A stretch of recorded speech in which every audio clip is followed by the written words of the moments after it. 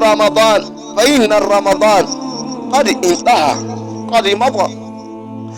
Yule yote ambaye kwamba atakayekuwa tabia yake ni kuabudu Ramadhan, basi Ramadhani yaisha, kwa sababu ni ayyama maadudat, ni siku ambazo ni siku za kuhesabika.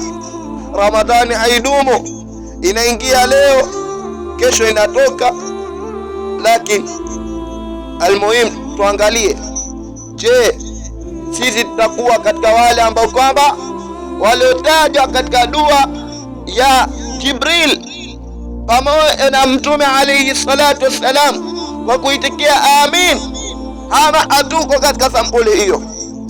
Kwa sababu marra nabii sallallahu alayhi wasallam, siku moja Mtume alayhi salatu wassalam alikuwa amepanda katika mimbar, na kwa staili aliyoingia nao pale mbele si staili ya kawaida, kwa sababu tunajua kabisa mtu anapoanza huanza na kumhimidi Allah jalla jalalu. Lakini siku hiyo Mtume alayhi salatu wassalam kila anapopanda mimbar anasema amin, akasikika tena amin, akasikika tena amin. Masahaba radhiallahu anhum warda wakamuuliza Mtume alayhi salatu wassalam, ya Rasulullah, ya Rasulullah, kuna shida gani? Kuna matatizo gani? Mbona ile staili unaanza nao kila siku, mbona leo maana tofauti? Tunakusikia unasema amin, amin, amin. Kunani? Kuna shida gani? Kuna matatizo gani? Ndio Mtume alayhi salatu wassalam akawaeleza masahaba na kuambia kuwa nilipokuwa nikipanda katika mimbar alinijia Jibril alayhi salam. Jibril alinijia na akaniambia, yoyote ambaye kwamba atakayedirikiwa na mwezi wa Ramadhan kisha mtu huyo asisamehe madhambi yake, kwa maana amekhasirika. Khaba wa khasir, mtu huyo amehasirika, amepata hasara iliyokuwa juu zaidi. Kauliza, ya Rasulullah, kama ni huyo, amin ya pili ilikuwa ashiria nini?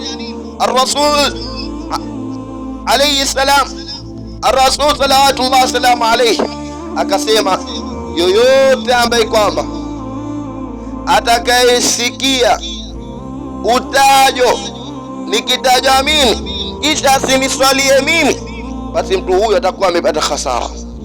Kwa hivyo nikaambiwa niseme amin. Kaamba, ya Rasulullah, mtu watatu je ni gani? Akasema, yoyote ambaye kwamba atakayepata nafasi ya kuishi na wazazi wake wote wawili, kisha wale wazazi wake wote wawili isiwe sababu ya kwake yeye kufaulu na kuingia peponi, basi mtu huyo atakuwa amehasirika. Ndio maana yake nikaambiwa niseme amin. Kwa hivyo mwezi wa Ramadhan ni mwezi wa mabadiliko, ni mwezi wa mashindano. Fastabiqu ila alkhairat, shindaneni katika mambo ya kheri, wala msishindaneni katika mambo ya maasi, katika mambo ya shar, bali shindaneni na mambo ya kheri. Msishindaneni kwa mambo maovu, mambo yasiyokuwa na maana. Shindaneni katika ibada, msishindane katika kutukanana, msishindaneni katika mambo ambayo hayana maana, hayana natija yoyote. Mtume alayhi salatu wassalam alisikika siku moja akisema, sajada almufradun, sajada almufradun. Ar-Rasul alayhi salatu wassalam alipokuwa akisema amefaulu al-mufridun, masahaba radiyallahu anhu wardah wakamuuliza, ya Rasulullah, wama al-mufradun, kina nani ambao kwamba ni wanaitwa mufradun?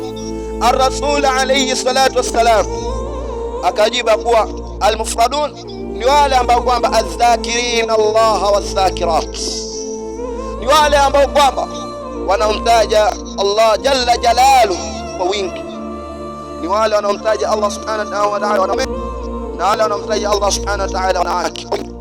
Hao ndio wale ambao kwamba wamefaulu. Sajada al-mufradun, wamefaulu mufradun.